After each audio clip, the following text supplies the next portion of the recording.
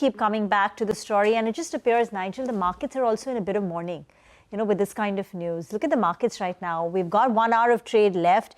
I'm pretty sure everyone's, still watching the news, grappling with what's happening, trying to get more details. Many loved ones would be on that flight.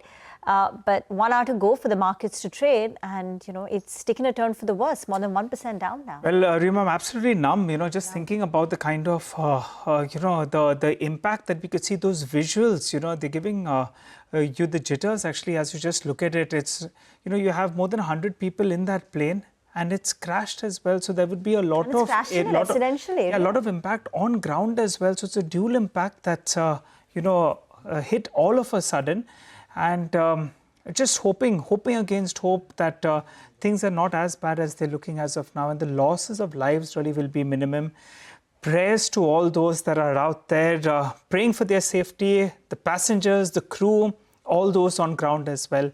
And we'll keep visiting that story here. I think there is a statement coming from Air India, which you can see on your screen. Flight AI-171 operating Ahmedabad, London, Gatwick was involved in an incident today, 12th June 2025. At this moment, we are ascertaining the details, and we will share further updates at the earliest on airindia.com and our handle, the Twitter handle. That's the statement coming in from the Air India spokesperson. Not saying too much, but, what does one say at, such time? Just hoping, Rima, just hoping against hope, and praying for all our brothers and sisters that are out there, and hopefully, just hoping that things are not as bad as they seem as of now. But we'll keep cutting back to that, and we'll keep getting you all the official comments that we are getting with regard to this crash. But just prayers go out to all those that are affected as of now. Well, let's get back to the markets, though. We've got an hour of trade, and we'll keep cutting back to CNN News as and when we get an update. Mitesh Thakkar is back with us. Mitesh, the markets are, under pressure today. We're down closer on 300 points. What is your reading in terms of how the Nifty is moving from here on? Good afternoon. Very sobering, very sad news. That apart, I think, the index was talking about the fact that the breakout which happened was not showing follow through. So it was always worrisome. While we kind of failed that breakout, and we started coming below 25,080, which is where I said you should keep your trading stop loss. We are now 180, 200 points below that. The idea is that wait for some kind of signal. In case you break 24,750, I would look at shorting. Otherwise, I think this market just might chop around. We still haven't got a very strong sell signal on the indicators. It's just that indicators which are turning upwards have turned flat. So it could be a market which might not do much and just go to some kind of a shrinkage phase and a mild consolidation phase. But 24,750 is the level which I would watch on the downside. In case we break that, I think a retest of 24,550, 520 at least should happen, maybe more, but we'll start with that. Okay, markets 24,750 is the level that Mitesh is immediately watching right now. Mitesh, any stocks that you have on your radar right now that one could trade for the last 1 hour? Yeah, so I have one sell and one buy call. On the buying side is Grassing, which has given a good pullback today. So try to buy here with the stop below 26.55 for target 27.40. And on the sell side is Bharti Airtel. I would recommend selling here with the stop just above levels of 1850 for targets of around 1805, 1800. Okay, all right. Thanks a lot for that, Mitesh. Well, we'll keep getting you updates on that front, in terms of what's going on in Gujarat. For the time being, though, the markets, at least we have defended the low point of the day. So the Nifty has now conquered at least the 24,900 odd. Just a half hour or so ago, we were at around 24,850. And what's trying to help out with the fight back? I think Dr. Reddy's, that stock was in the red, that's moved into the green. So keep an eye on that name. And I think if you pull up the Nifty with the 20 DMA, that'll tell you that in fact we're defending that mark as of now. That's going to be the important near-term support that you're looking at in terms of technical levels. Amit Gupta, Head Equities, PMS Motilal Oswal Private Wealth, who joins us on the show.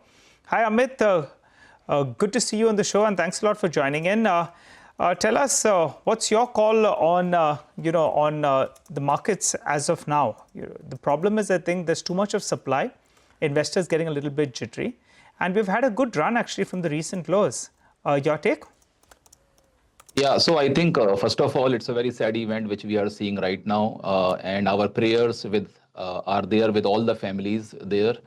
And coming to the markets, yes, you rightly said, I think it's a consolidation, and we should be ready for this consolidation. So we have seen a sharp run up from 22,000 to almost 25,000.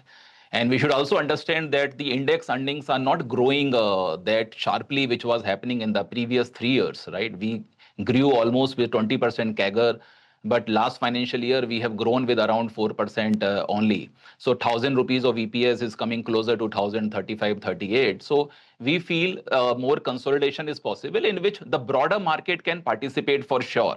And that is wherever the government capex intensity is going, I think those sectors can perform. So if you look at March month, we have seen almost 67% of jump in the capex. In the month of April, we have seen 61% jump. So last year, in the month of April, government had spent around 99,000 crores into the capital expenditure. And this April, the starting of this financial year, we have seen almost 1,60,000 crores going. So I think if there is an intensity, if there is hardly one election actually in the state elections, this entire financial year you have one election, and the government has given good amount of allocation to Bihar already where this election is. So I think they have some kind of freedom where they can spend more, and those kind of capex intensity definitely will come in the surface time and again. By the way, Europe is also weaker today and sharply lower for some of the key indices. So if you can just pull that up, the CAC is down close to about 0.7%. The DAX is down in excess of 1%. And even the FTSE is currently in the red. And UK's GDP print for April has actually disappointed the markets there. So Europe is not helping right now. Let's address some of the movers. On the way down today is Paytm. Paytm has fallen after the Finance Ministry has clarified its stance on merchant discount rate. The street was hoping that perhaps MDR is introduced, which means companies like Paytm can monetize the UPI payments. But looks like that's not happening. Pamakshi? Well, absolutely, Rima. There was speculation in the market with respect to the MDR coming in on UPI payments, but that has not come through because the Finance Ministry has now gone ahead and clarified that there is no plan to levy MDR charge on UPI transactions. Keep in mind that MDR is basically the merchant discount rate, which is essentially the fees charged to merchants for accepting digital payments. This is usually a percentage of the overall transaction amount. Currently, though there is no MDR that is applicable on UPI payments as well as RuPay debit card payments, the reintroduction of MDR could have possibly been a positive trigger for Paytm, given that it could help the company effectively monetize its payment gateway services. But since the clarification has come in from Finance Ministry, this is a sentiment negative for the company. UPS too alludes to the same. They have a neutral rating on this counter, target price of 1,000 rupees per share. They were building in 1 basis point contribution to Paytm's net payment margin from either introduction of MDR or increased incentive as compared to the budget. Given the absence of both FY25, 26 as well as 27 adjusted EBITDA estimates, they do see a downside risk of almost 10% to this particular counter. But given the kind of development on Paytm, the stock for now is trading under pressure. Amit, even without this particular trigger coming through, with the assumption that as of now it doesn't happen, Paytm has done well. The 52-week low on this stock, I mean, not compared to the highs, but just the recent recovery. The recent low on Paytm was 400, 52-week low. And from there, the stock is up more than, it's up about 120%. How do you feel about Paytm? So I won't be able to comment on a stock specific, but I think overall on the internet side, I think there are definitely some businesses which are evolving, right? Some of them, like this company, had seen the correction, but some of them, I think, which are linked to the artificial intelligence, which are linked to data analytics, which are acting as the food aggregators, and also this 10-minute delivery and all. So they are really coming up because it's a big market. I think they have reached to only 40 cities, some of the company, and there is a large canvas where they can extend actually themselves. If you see the profitability, it is coming in now. So those who were the initial starters, there we have started seeing the profitability coming in, and that is where the interest from the foreign institutions also comes. We are seeing this, that the in certain segments, some positions are actually increased. And along with this, I think what best is there, because the canvas is big. Eventually you will see more sales growth actually picking up. So we have seen in certain cases 67% of sales growth, profit margin of around 2.6%. And in that aggregator platform, if you compare with FMCG companies, which are the traditional players in the market, there the profit margin is around 18%, but the volume growth is not coming. So that is why some of the traditional businesses are getting disrupted with these internet-based, smartphone-based businesses. And I think that is where we have to start looking at for sure. This is how India is changing. This is how the customer behavior is changing. And I think when the sales growth is so sharp, the profitability can get double actually with a little bit tweaking in the profit margin. That is the kick. So even if it is going from 2.6 to 2.8% in certain cases, the profitability can go from 530 to 950 crores also. That is what we have seen. So they are putting up some expenses upfront right now. But once beyond these expenses, if they increase the dark stores to a certain level, I think when this intensity of expenses will come down, I think profit margin has the capability of going even to 5%. Then the profitability, absolute profitability,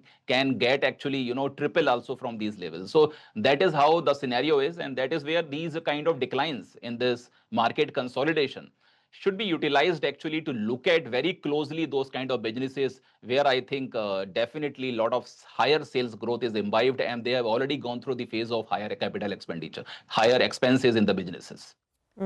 What about some internet-based companies where expenditure is still happening? We're talking about the quick commerce, the food delivery space. And both are seeing, more players coming in, some with deep pockets, some with discounting. So it looks like that the spending will continue in many of these quick commerce / food delivery. What would your thoughts be on this? No, for sure. So I think they understand there is a big pie here, right? You are just into the metros. You have to go to the tier 2, tier 3 cities. And also you are giving a lot of job to the gig workers also in the market. And I think these companies, definitely some of them are spending. But going ahead, once the market share is started, they gain certain kind of market share, maybe 20%, 25%. I think then there is certain level which comes where they also start earning better. So our sense is the leader in this segment definitely will get the benefit if it has already come in the profitability. The others, they have to get more dense actually in their area. So for example, if suppose you are in 40 cities and you have around 1300 stores, that means there are 33 stores in a city. That means you are more dense in comparison to those competitors who have tried to spread to 100 cities, but they have only 900 or 1000 stores. That means only 10 stores per city.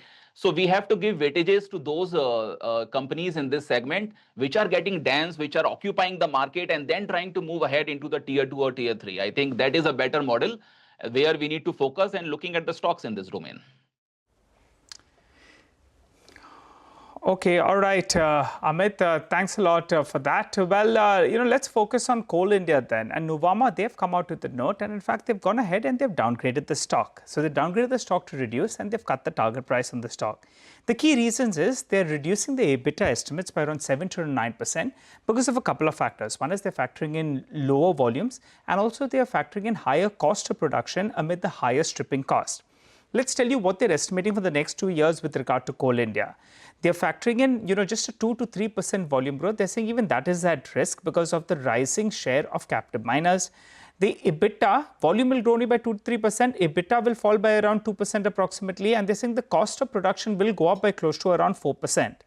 Now, 3 big points is what they're making. One is the volume growth is unlikely to pick up. For the first 2 months itself, volume growth has been very, very subdued because power demand has been lower than expected, and the share of captive miners, that's moved up as well. In fact, they've given that share of captive miners. They're saying that the total volumes for the first 2 months, that's April and May, it's gone up by close to around 14% at around 35 million tons approximately.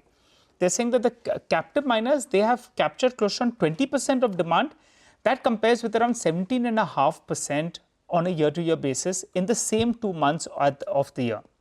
And finally, on e-auction prices, global prices itself have been weak. So they say that during Q4, the realization was around 2,600 rupees. At current reckoning, it's fallen to around 2,200 rupees on a per ton basis. So nothing is going in Coal India's way as per what Nuvama is saying. Volume growth is going to be subdued, cost of production is going to go up, and EBITDA in turn will come under pressure. So they're saying, yes, dividend yield is good, but they prefer stocks where you can see some growth visibility, and out here, it's not visible. Amit, what's your view? So I think, as I like this capex story, and I think we have already seen a good move in defense. My sense is eventually it will start coming to the railways and also to the power segment. When we start, talk about the power, I think both the segments, thermal as well as renewable, looks better. Though there has been more capex intensity we have seen in the wind also recently and the solar also. But in thermal, I think the kind of CAGR return we started seeing from 2021 onwards, I think that should continue at least for 2-3 years more, because there is a good demand for power. Yes, the peak power demand has not gone to 2.7 gigawatt, 270 gigawatt, which we were expecting. It has come lower because of there are early rains actually this time.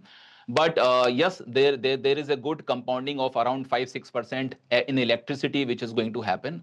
So yes, more mining requirements, I think, is going to come. 1 billion ton of coal overall coal production from Coal India, I think, is going to come now going forward. It has already reached close to, I think, 800 or something million ton. So our sense is that the mining space is likely to do better going ahead. They have already seen a retrospective tax actually, which came actually before, but they are over it. And our sense is not only coal, in fact, because you are seeing the rare earth magnets kind of, restrictions imposed by China on their export. I think somewhere the government also is focusing more on looking at more intensive mining where they can work out more. So it is not only coal. I think it may be copper, or it may be some other lithium minings, etc., which can pick up actually going forward. And that is what the government is focusing on. So I think minerals mining is a very rich, space where one can focus. The valuations are very attractive. This is what I feel. Amit, capital market plays or asset management companies, I think 2 days in a row we're seeing BSE correct. Yesterday, Vamakshi was telling us how the BSE options premium volume has come down at least in the early part of June compared to the numbers in April and May, and it's quite a drastic fall.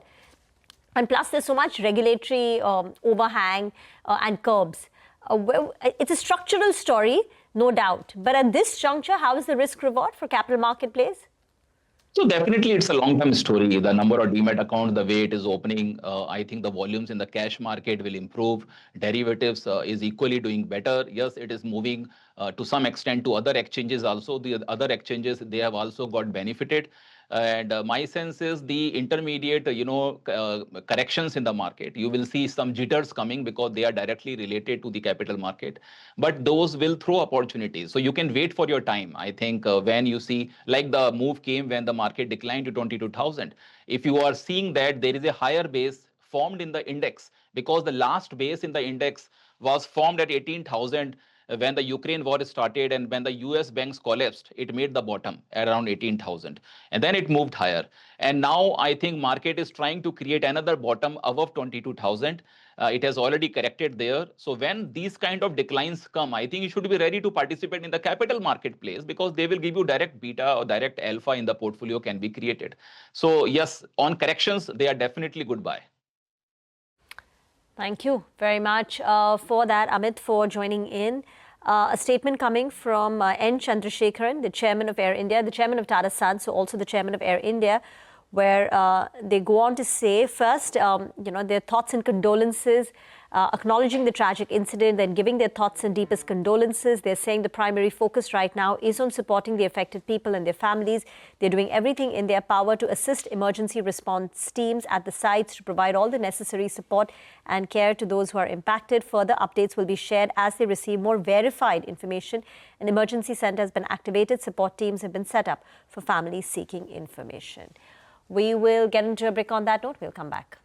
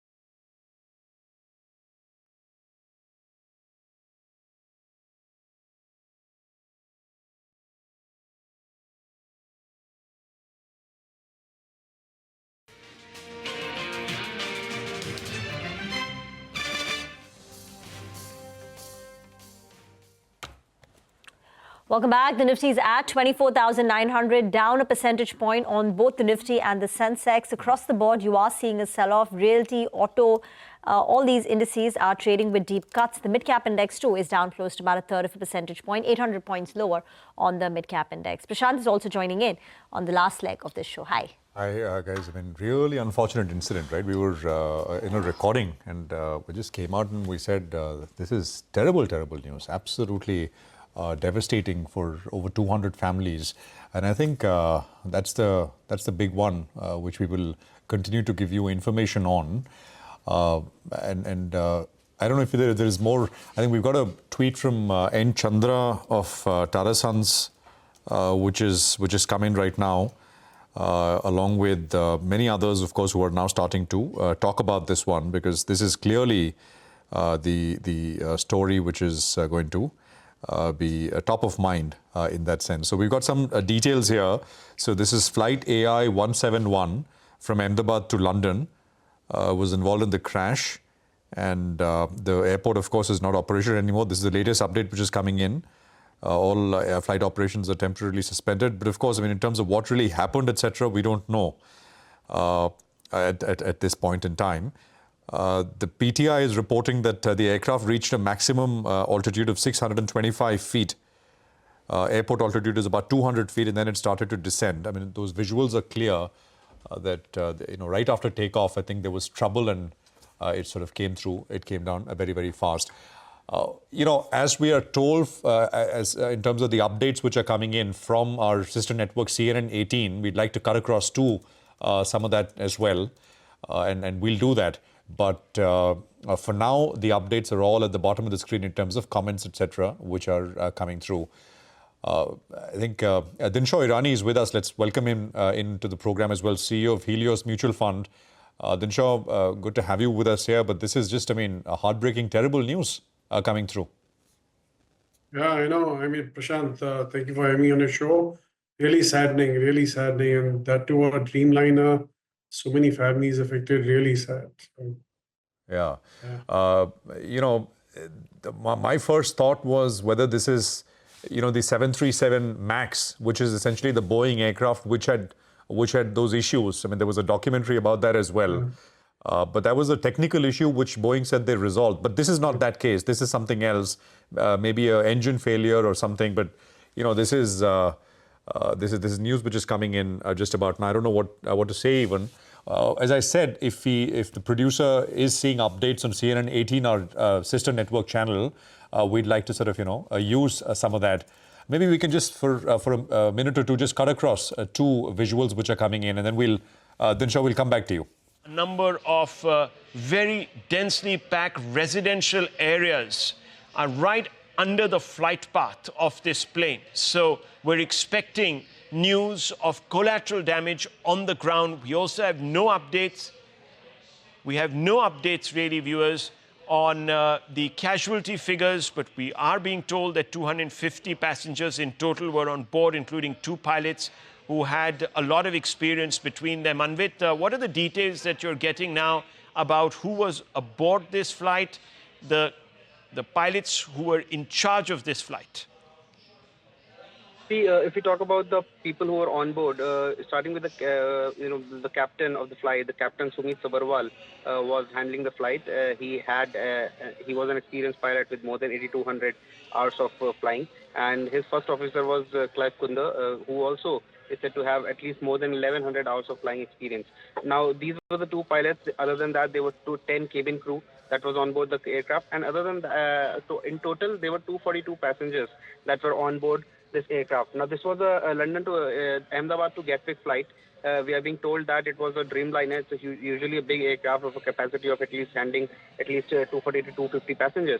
And the kind of incident, Rahul, it is, the kind of accident and the visuals that are coming in, they are clearly indicative of the fact that the magnitude of the incident is huge.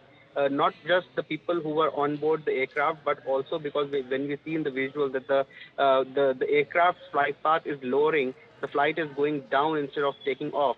then it clearly suggests that the flight is right above the residential area. In fact, the visuals that have come on from the ground, they also show locals have gathered around the crash site.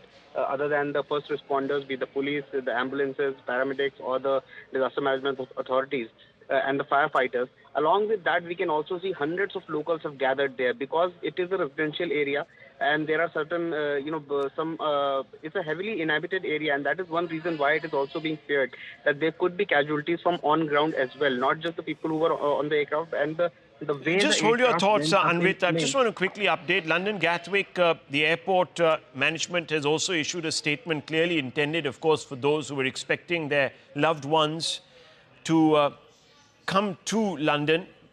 As you know, viewers, this is peak holiday season in India, and there would be a lot of flights between India and London, London being one of the favored destinations for Indian passengers. So these pictures, Anvit, a confirmation really of the fact that the flight would have been packed really. This Dreamliner plane, Boeing Airlines in any case has been under a little bit of controversy over the past few years. Anvit, over to you again for updates.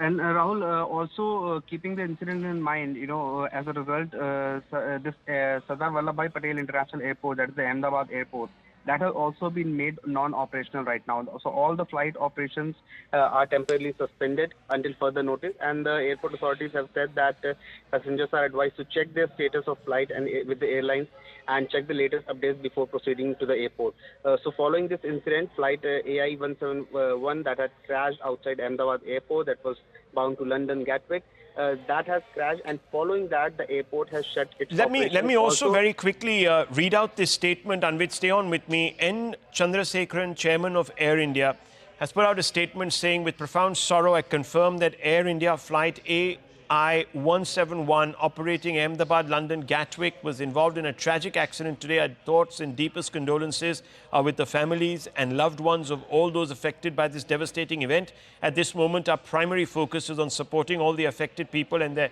families. We're doing everything in our power to assist the emergency response teams at the site and to provide all necessary support and care to those impacted. Further updates will be shared as we receive more verified information. An emergency center has been activated and support team have been set up for families seeking information.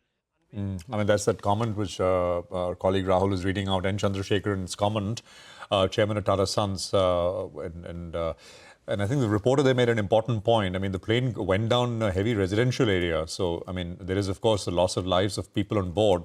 But there is also perhaps potentially casualties on the ground as well, since it was a heavily populated area near the airport, basically. Dinshaw is with us. Dinshaw, thanks for waiting.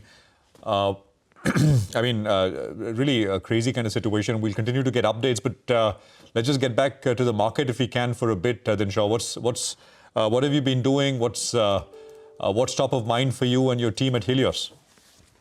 Well, Prashant, the enormity of this situation is unfathomable. I mean, anyway, let's keep that aside for a while. And yeah, so we've been basically calling out a flattish market. And frankly, I mean, flattish because we've seen all the good news getting already discounted. It's only from here on, probably one more good news is waiting, which is probably the deal that we'll reach with the US. I don't know when, but it will be purely shortly before 9th of July, hopefully.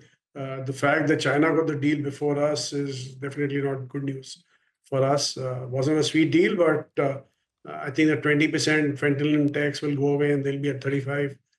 We are already at 26, so I don't know how that will work out.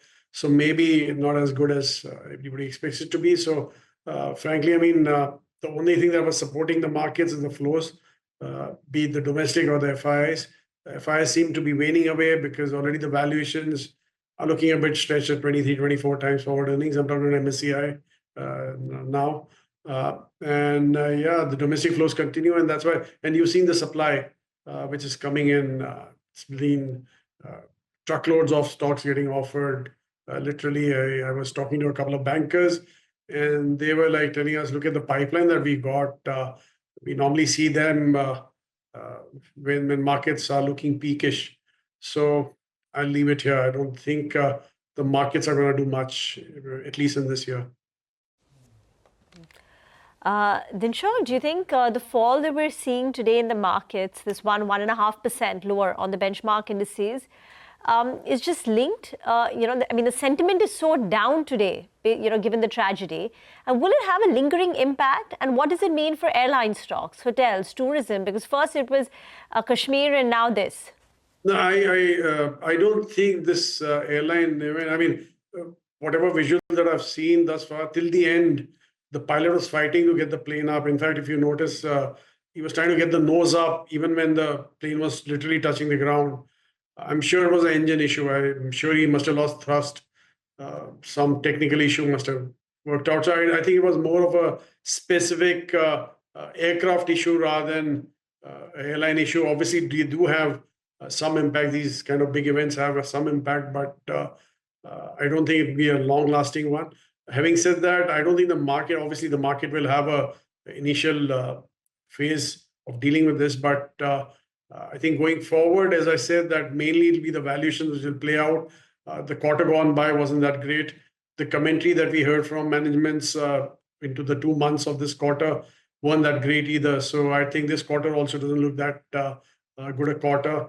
Hopefully, the kind of steps RBI has taken will see some kind of positive uptake, probably in the festive season, which will be the December quarter. And so all hopes are anchored out there. Till then, I think the markets are looking fairly flattish. Time correction is what we are looking at. That's what we're building in Italy, actually.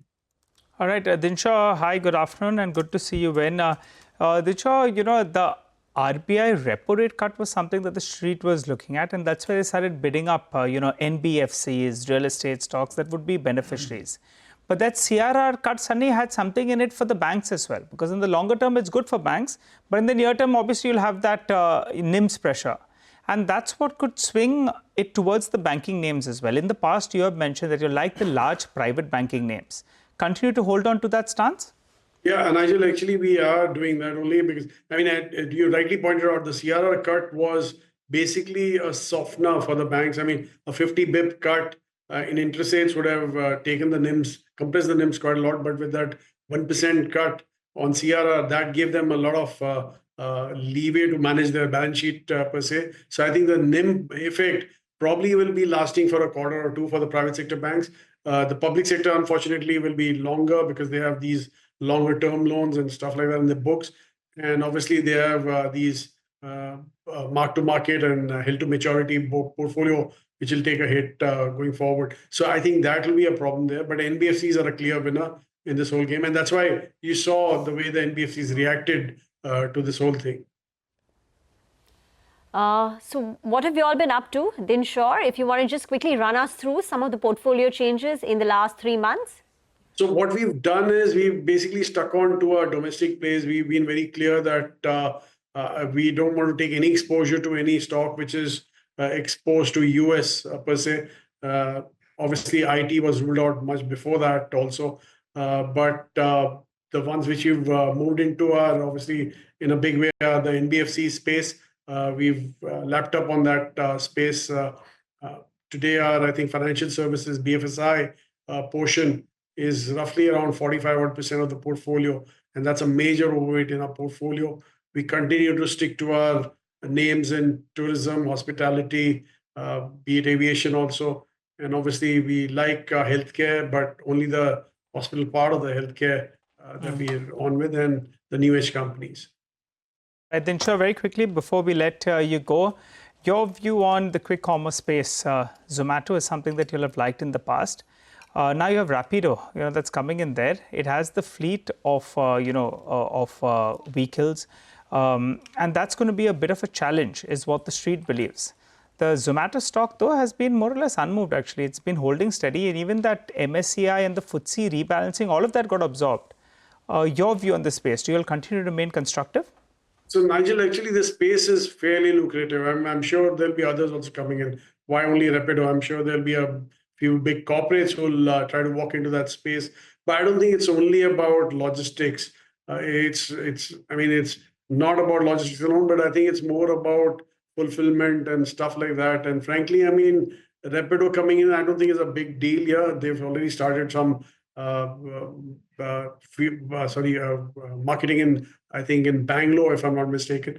But beyond that, they haven't moved out. So I don't see that to be a competition. But mind you, one big player within that, which was proving to be a big competition and was looking at an IPO, that has fizzled out to an extent. The IPO has fizzled out. They're looking at PE. I think the pressure's taken off. Someone will come in. So I don't see that a problem. But going forward, obviously, it's going to be a 2 or 3 player market. And I don't see a Zomato, at least Eternal, by the way, as getting affected with this kind of a competition.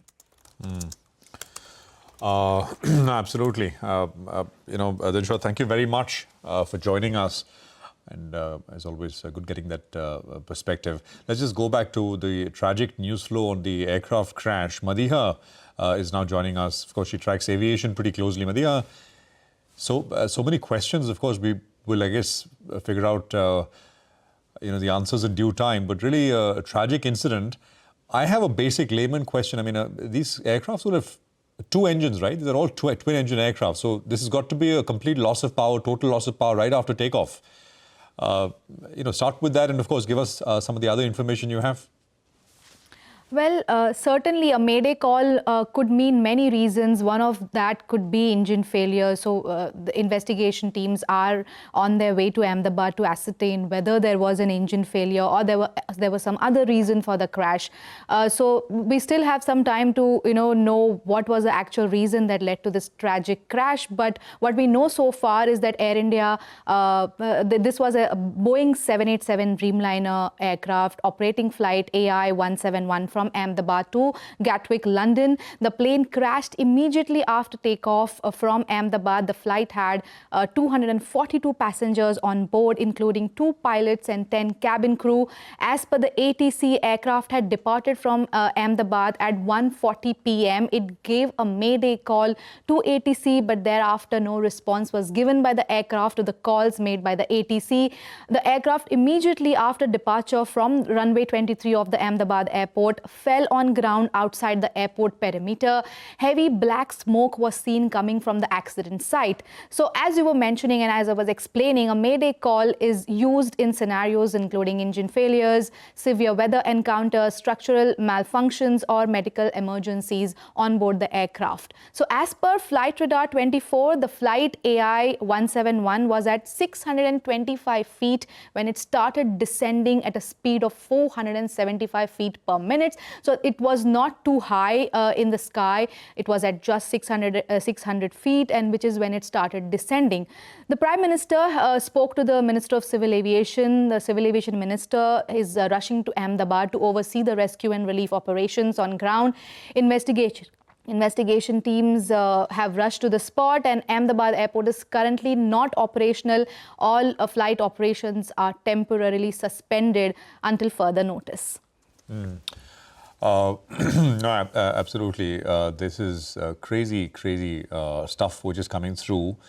Maria, as you said, once the black box is recovered, then we will know, right, in terms of what actually went on in that cockpit. Yes, the investigation will start now to ascertain what actually led to the crash, what was it, what transpired in the cockpit, that the flight immediately after taking off crashed, and we can only imagine what the passengers on board might have gone through before this tragedy.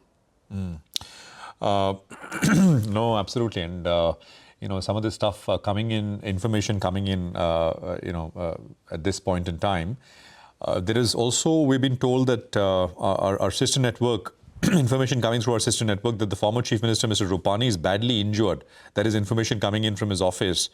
But, we saw that fireball the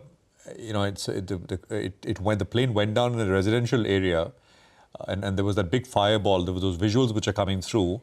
I mean, so if anything, this does sort of raise hopes that maybe, there are injuries, but maybe, there have been survivors, etc. as well. So I think that's something which we will monitor and get you information about as we kind of go along.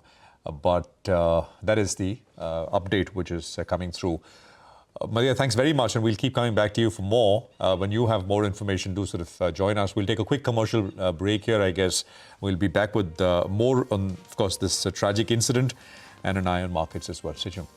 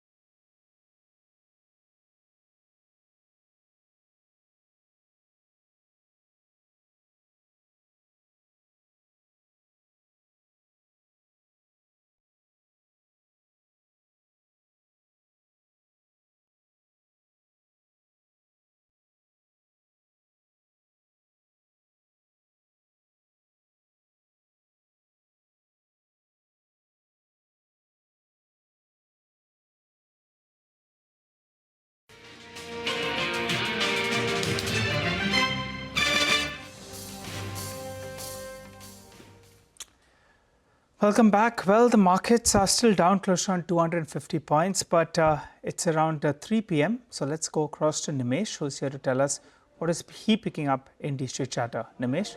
Hi, Nigel. A bit of a day when there is pressure, largely on back of geopolitical risk, but I guess there is a bit of sentiment, downturn, also because of the tragic accident that we saw in Ahmedabad. So it's really tragic, but that's also putting some sentiment off for a lot of investors in today's market. From a flow perspective, it's a day when even X of block deals, you're going to see a better selling from larger FIs. Expect a negative flow from larger FIs in today's market. The broader markets also seems to be a bit under pressure today, mainly on bit of profit booking, because that space which has done very well of late, and you're seeing a bit of profit booking there. Technically, watch out for 24,800 as a crucial support on the downside. If that gets taken out, maybe there could be further sell-off. But I guess today's weakness is largely on back of geopolitical risk and supply as well from larger FIs. Okay, all right, Nimesh, what about individual stocks? What are you picking up? So the first stock on my list is the entire Jubilant group stocks, Jubilant Pharmova, Jubilant Ingrevia, as well as Jubilant Foodworks. I understand there's going to be block deals across all the Jubilant group companies where the promoters could be sellers and they're going to raise funds as well. So expect blocks in all these three Jubilant group companies. The second stock is Genus Power. Again, stock is under pressure today, but even in Genus Power, the sense is that could be a large block deal very soon. Potentially, the strategic investor could be a seller there, so watch out for that. The third stock is Five Star Finance. The stock has been under pressure of late, but again, my sense is that large selling from a leading long-only fund in Five Star Finance is largely over in the last couple of days. So the deal has been marked out, and that fund is completely cleaned out. And the last is a couple of companies where there could be fundraising very soon. Borosil Renewables, it was part of my charter list few weeks back as well, and also Tirumala Chemical. Both these companies are on the road, and looks like the fundraising via QIP is very soon in both these names. Okay, all right. Thanks very much, Nimesh, for that. So that is the D Street chatter, as always, with the stocks, etc. We'll take a quick break here. Mitesh is going to be joining us with what he's making of the price action so far. Coming back.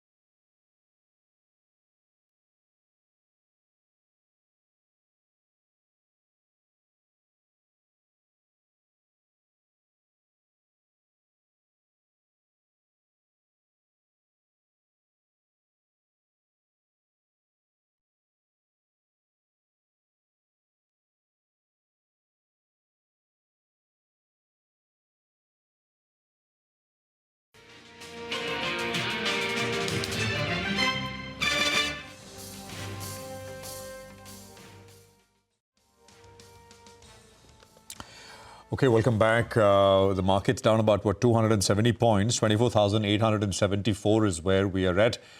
Down. It's basically a 1% cut. Broader markets, I think, are looking a little weaker.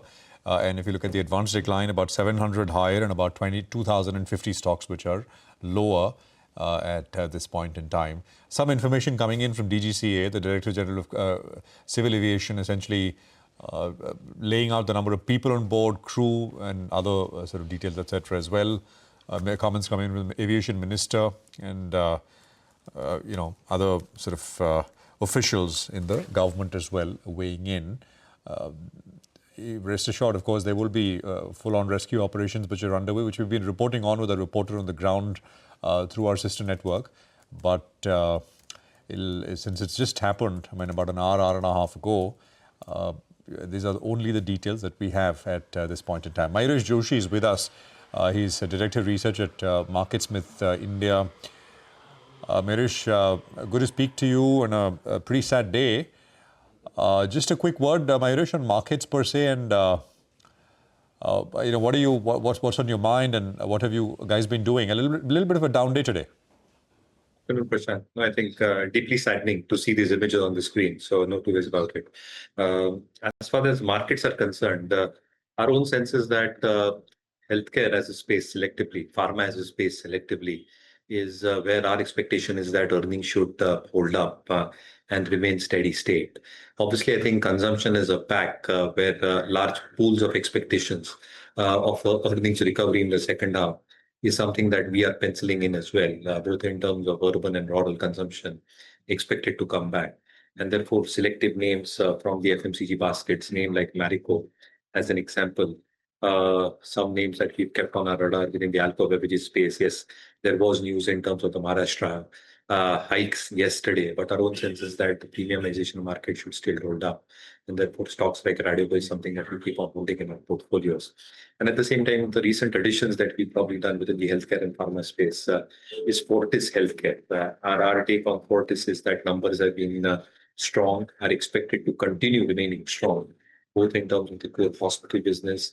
The acquisition that they have done on the diagnostic business has pulled up the debt EBITDA ratios. But somewhere, I think cash flows and margins for both businesses should continue faring into this level.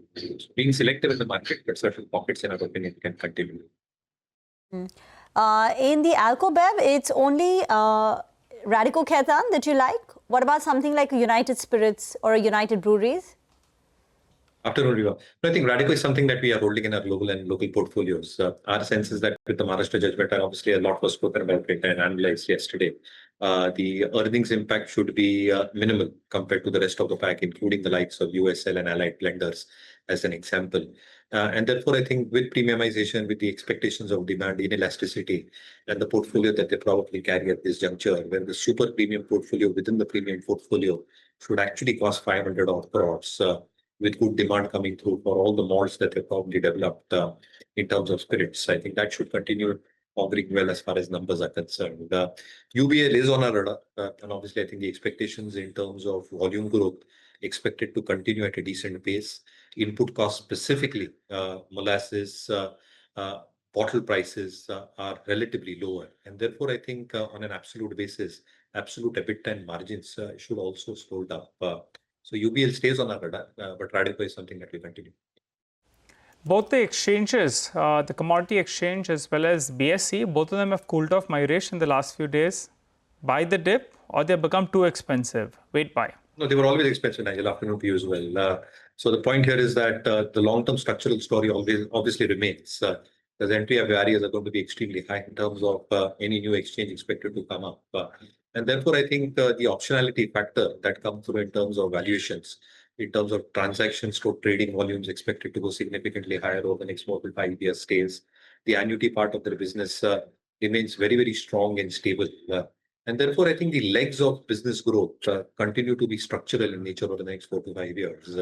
However, my own sense is that the run-up has been a little bit too sharp and too soon in a matter of a few weeks and months. And therefore, I think a cool-off is necessary. I think if they do cool off, BSE in particular, I think that poses a good buying opportunity. At these levels, I think it's a tad bit expensive. Z Entertainment, the stock has come off from the day's high by, I think, 4-5%. It's only up about 1%. But there is a board meeting on Monday where they will discuss growth plans for the next 3 to 5 years. Any thoughts on Z? Oh, sorry, and what, yeah. Sorry, so we'll wait and watch, Rima. I think, again, what comes through is one aspect, but the other aspect is core numbers itself. Our core numbers expected to play out. What happens in terms of the entire ownership saga that has been going on is not giving clarity, at least to us, in terms of the future outlook and what to peg in terms of earnings estimates. So I think it's a wait and watch for us. Just wrapping up things here, Mayur, stay with us. Just want to quickly, with a minute to go, wrap out where we've kind of leaving off at. So it's almost 3:1 in terms of declines to advances. About 700 stocks are higher, 2,100 stocks are lower. And Nifty, of course, down about 1.1%. The Nifty Bank is down 0.8 or so. That's about 450 points. The mid-cap index is down about 1.7. That's about 1,000-odd point cut coming through. And you've got the small-cap index, which is down almost 2%. So these are reversals after what we've had. Basically, we've had very, very good run and many weeks actually of gains. This week till yesterday was flat, and today we've sort of turned south in a more decisive kind of a way. So those are changes as far as indices are concerned. Rima. Well, Interglobe Aviation is down close to about 3.5%. Tata Group stocks are weak. If you look at the frontline large cap action in the Nifty, the top 3 losers are the Tata Group names. So you've got Tata Motors down 3, Trent 2.7 lower, Titan declining by 2.6%. Other than that, Shriram Finance is corrected after the rally at the early part of the week.